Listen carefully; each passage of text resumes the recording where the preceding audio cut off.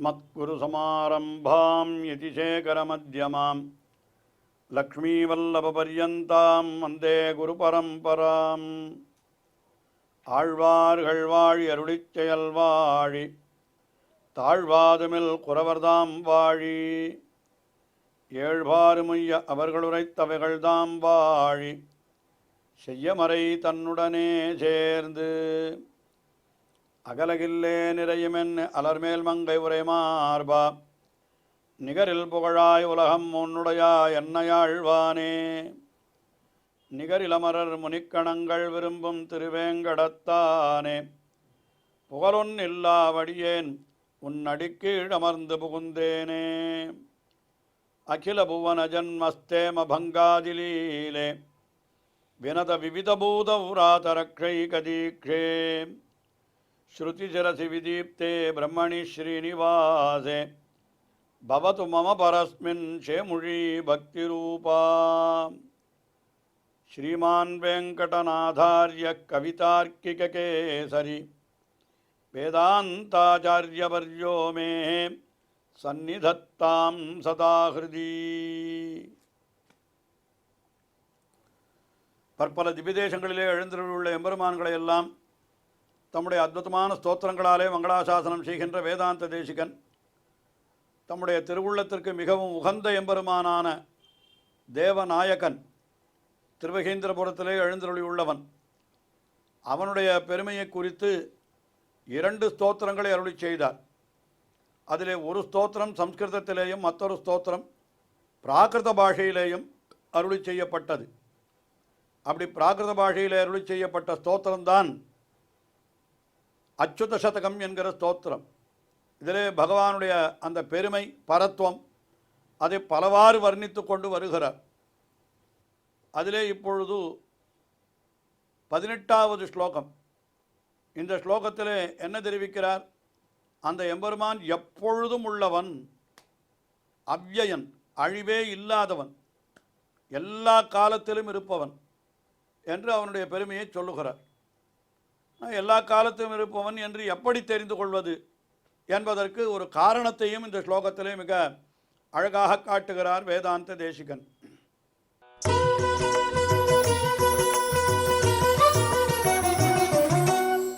ஆராத்ய திரிதச விலயே அச்சுத நித்யம் ந திஷ்டசி யதி நாமத்வம் கர்மாணாம் கல்பிதானாம் கரிஷ்யதி கல்பாந்தரேஷு கோ நிர்வேஷம். ஆராத்ய திரிதச விலையே, அவனை என்ன சொல்லுகிறாரென்னால்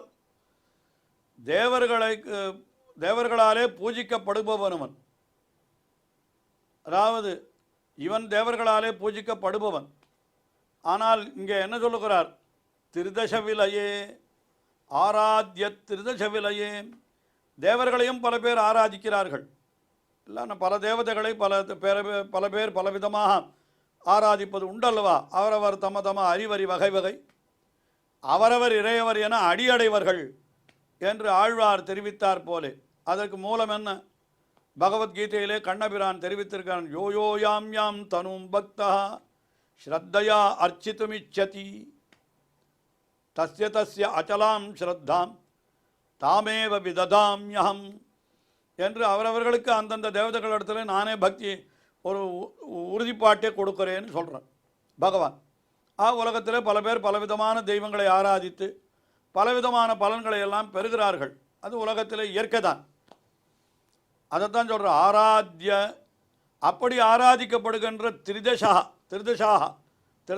என்னால் 6 தேவர்கள். அந்த தேவர்களுடைய விலையே என்னால் என்ன அர்த்தம்? அவர்களுடைய அழிவின் பொழுதுன்னு அர்த்தம். அதாவது இந்த உலகமெல்லாம் ஈஸ்வரனாலே படைக்கப்படுகிறது. ஆனால் ஒரு காலத்தில் என்ன பண்ணப்படுகிறது? அத்தனை உலகங்களும் அழிக்கப்பட்டு விடுகின்றன. அதெல்லாம் கணக்கெல்லாம் சொல்லியிருக்கிறது, புராணங்களிலே தெரிவிக்கப்பட்டிருக்கிறது. ஒவ்வொரு சதுர்யுகம் முடிந்த பிற்பாடும் ஒரு பிரளயம் வருமாம். அதாவது பிரம்மா அவனுக்கு ஒரு பகல் ஒரு இரவு, பகல் காலத்தில் சிருஷ்டிக்கிறான், இரவு காலத்தில் ஓய்வெடுத்துக் கொள்ளுகிறான். இதுதான் பிரம்மாவனுடைய தினந்தோறும் செய்யக்கூடிய காரியம். இது நாம் அப்படித்தானே பகல் பொழுதிலே அலுவலகத்துக்கு போகிறோம். அலுவலகம் முடிந்து இல்லத்திற்கு வந்தால் ஓய்வெடுத்துக் கொள்கிறோம், உறங்குகிறோம், மறுநாள் காலை எழுந்து மறுபடியும் அலுவலகத்துக்கு போகிறோம். இதுபோலத்தான் பகவான் என்ன செய்கிறார், பிரம்மா என்ன செய்கிறான், காலை 6 மணி முதல் மாலை 6 மணி வரை என்று வைத்துக் கொள்ளுங்கள், அவனுடைய படைப்பு தொழிலை செய்து கொண்டே இருக்கிறான். மாலை 6 மணி ஆகிவிட்டதானால் அதை நிறுத்தி விடுகிறான். அதற்கு பிறகு அவன் உறங்கச் செல்லுகிறான் என்று கொள்ளலாம். மறுபடியும் காலை 6 மணிக்குத்தான் தன்னுடைய காரியத்தை ஆரம்பிக்கிறான்.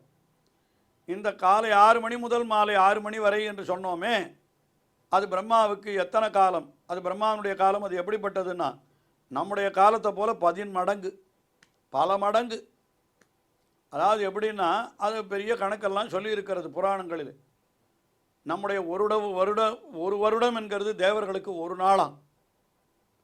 அப்போ அந்த அப்படின்னா பிரம்மாவுக்கு அப்படின்னு கேட்டால் இப்போ ஒரு 4 யுகங்கள் சொல்லுகிறார்கள். 4 யுகங்கள் என்னால் கிருத்தயுகம், திரேதாயுகம், துவாபர யுகம், கலியுகம். இந்த 4 யுகங்களுக்கு நடுவில் யுகசந்தி என்று கூட உண்டு. இவை எல்லாவற்றையும் சேர்த்தால் இந்த 4 யுகங்களுடைய சேர்த்த ஆண்டுகள் எவ்வளவு என்று சாஸ்திரங்களிலே சொல்லப்பட்டிருக்கிறது என்றால் 43,20,000 வருடங்கள்.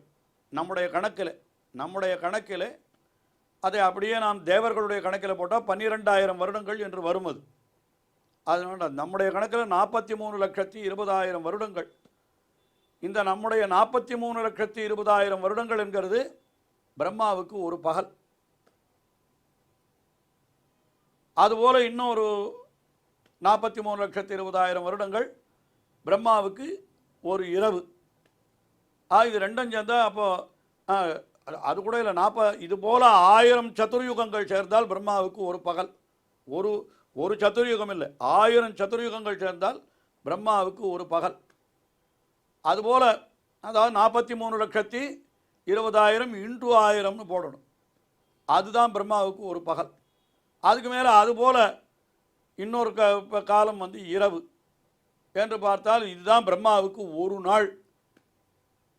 அதுபோல் 360 நாள் அவனுக்கு ஒரு வருடம்.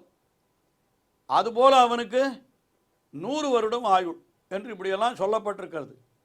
இந்த ஒவ்வொரு நாளிலும் காலையிலும் அவன் செய்கிற காரியத்தை அந்த ஒரு சதுர்யுகம் ஆன உடனே என்ன பண்ணுகிறான்னால் அதெல்லாம் அழிந்து போகிறது. அது ஒரு பிரளயம் ஏற்படுகிறது. அதுக்கு அவாந்தர பிரளயம். ஆனால் அது ஒரு பிரளயம்னு பேர். ஆனால் அவாந்தர பிரளயம்னா 100 வருடம் பிரம்மாவுக்கு ஆகிவிட்டதானால் மகா பிரளயத்தில் பிரம்மாவும் அழிந்து போகிறான் என்று இப்படி தேவர்களெல்லாம் அழிந்து போகிறார்கள் என்று சொல்லப்படுகிறது. அதைத்தான் இங்கே கேட்கிறார். என்ன கேட்கிறார் வேதாந்த தேசிகன்? ஆராத்ய திருதசா விலையே, ஆராதிக்கப்படுகின்ற தேவர்களுடைய அழிவிலே. ஆனால் பகவான் என்ன பண்ணுகிறான்? நித்தியம் திஷ்டதி, எப்பொழுதும் அவன் இருக்கிறான். ந திஷ்டசி சேத்து, ஒருவேளை அவன் இல்லாமல் போய்விட்டானால் அப்போ என்ன ஆகும்? எதினாமத்துவம். என்னன்னா இந்த உலகத்தில் இருக்கக்கூடியவர்கள் அத்தனை பேரும் தங்கள் வினைப்பயன் கர்மங்கள் காரணமாகத்தான் உயர்ந்தவனாய் தாழ்ந்தவனாய் இருக்கிறார்கள். உயர்ந்தவன் தாழ்ந்தவன் என்னால் என்ன? செல்வத்தாலே உயர்ந்தவன், செல்வத்தாலே தாழ்ந்தவன். நல்ல தேக ஆரோக்கியத்தாலே உயர்ந்தவன், தேக ஆரோக்கியத்தாலே தாழ்ந்தவன். அழகாலே உயர்ந்தவன், அழகில்லாதவன். நல்ல கண் காது முதலான இந்திரியங்களெல்லாம் நன்றாக இருக்கிறவன், இல்லாதவன் என்று எத்தனையோ வேறுபாடுகள் பார்க்கிறோம் அல்லவா? அந்த மாதிரியான வேறுபாடுகளெல்லாம் ஏற்படுறதுக்கு என்ன காரணம்னா அவனவன் முற்பிறவியிலே செய்த புண்ணிய பாபத்தினுடைய பலன்தான் இந்த பிறவியிலே அவனுக்கு இப்படிப்பட்ட நிலை ஏற்படுகிறது என்று இது வைதிக தர்மத்தினுடைய ஒரு கோட்பாடு. என்ன கேட்கிறார் இந்த இடத்துல? கர்மணாம் கல்பித்தானாம், அவனுடைய வியப்ப, அதாவது பயன்தான், அது வினை பயன்தான் அடுத்த பிறவிக்கு காரணம் என்று சொல்லுகிற பொழுது இந்த தேவர்களெல்லாம் கொடுக்கக்கூடிய பலன்கள், அந்த தேவர்கள் அழிந்து விட்டால் என்ன ஆகும்? அந்த பலன்கள் அழிந்து தானே போகும் அப்படின்னா இல்லை. என்ன பண்ணுறார்? பகவானே எல்லா காலத்திலும் இருக்கிறபடியினாலே அவன் ஒரு கல்பத்திலே முடிந்து விட்டாலும் அடுத்த கல்பத்திலும் அவன் ஒருவன் மட்டும் இருக்கிறான். அவன் என்ன பண்ணுகிறான் என்னால் அந்த பயன் தரும் காரியத்தை அவன் செய்கிறான், பகவான் செய்கிறான்.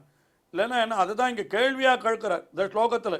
என்ன சொல்லுகிறார்னா, எப்பொழுதும் நீ இருக்கவில்லை என்றால் அப்பொழுது செய்யப்பட்ட கர்மங்களுக்கு பயன் தருதலை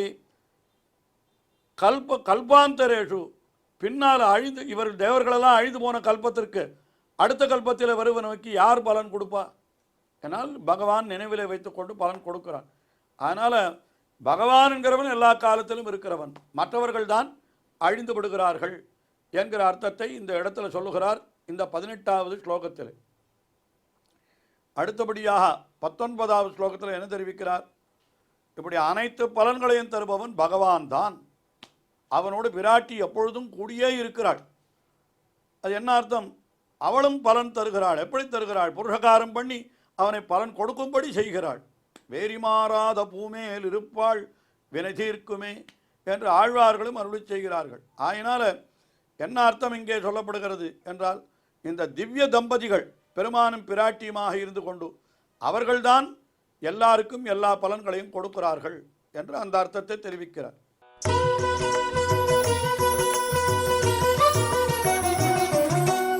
கல்பயசி காங்கிதானி கல்பத்ருமைவ ஸ்ரீகாஞ்சனலதா சகிதா நதசத்ய சதாபலானி நிஜச்சாயா நிர்பின்ன நித்யதாபத்ரிபுவனா.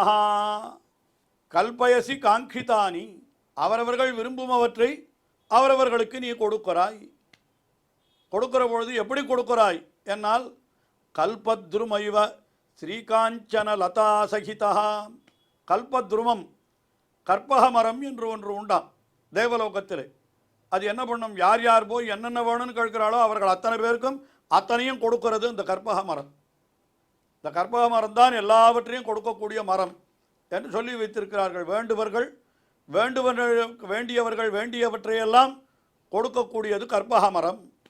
அந்த கற்பக மரத்தினுடைய அழகு எப்படி இருக்கிறதுன்னு கேட்டால், ஸ்ரீகாஞ்சன லதா சகிதா, நல்ல ஒரு பொற்கொடி அந்த கற்பக மரத்தை சுற்றி கொண்டிருப்பது போல பிராட்டியும் எம்பெருமானோடு கூடவே இருக்கிறாளாம்.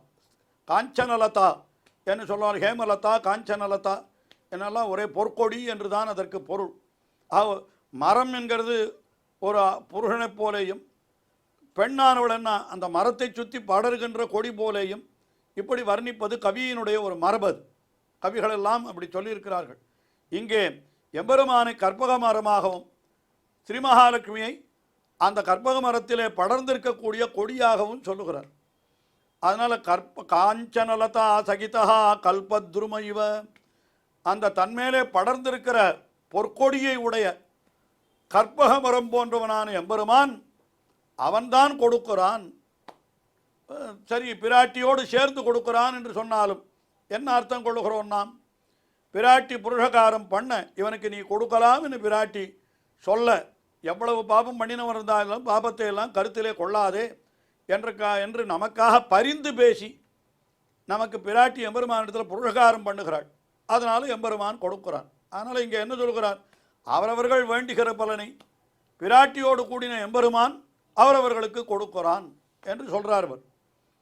அது எப்படி கொடுக்குறான்? நதசத்ய என்னால் அடியவர்க்கு மெய்யனே என்று எம்பெருமானு சொல்லி, சதா பலானி சதா எப்பொழுதும் கூட அந்த பலனை இவன் என்ன பண்ணுறான்? கல்பயசி பலானி கல்பயசி.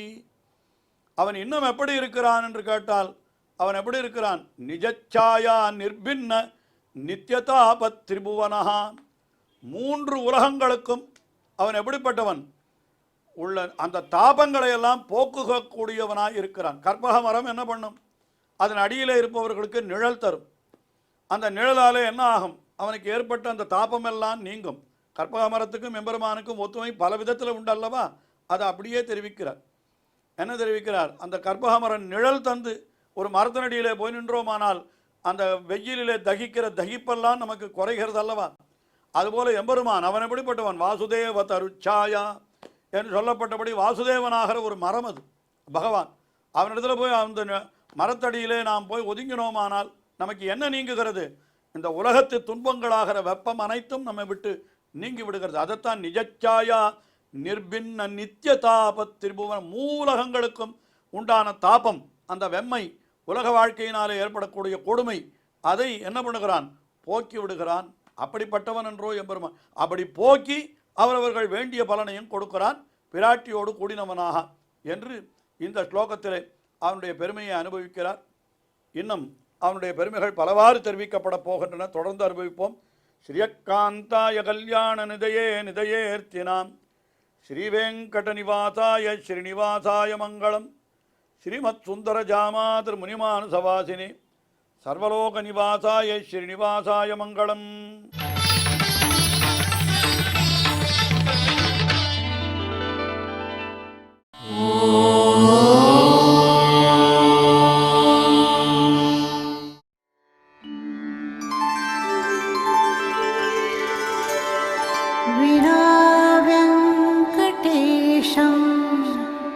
ननाथो ननाथः सदा वेङ्कटेशं स्मरामि स्मरामि.